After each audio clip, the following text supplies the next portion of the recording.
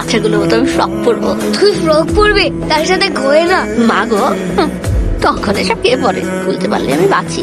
কি তুমি না গয়না ভূত, গয়না ভালোবাসো? ছাই, মরার আগে যদি জানতাম সব খুলে টুলে রেখে আসতাম। কেন? জানি না, আমার দিন যাচ্ছে কেমন একটা মাথু মাথু লাগছে। গলা এটা কেমন কেমন একটা শিকলের মতো নয়, হাতে পায়ে কেমন একটা বেরি, শুধু একটু সুন্দর করে দিয়েছে আর লোহার বদলে সোনা করে দিয়েছে, ব্যাস আমরা একেবারে গলে গেছি।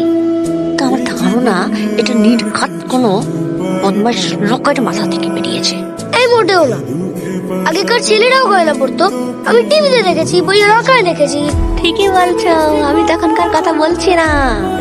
এই যে একটা সময়ের পরে ছেলেরা গয়নার হাঙ্গামা থেকে বেরিয়ে এলো, কিন্তু মেয়েরা বেরোতে পারলো না, এর পেছনে কোন লোকের কারসাজি আছে।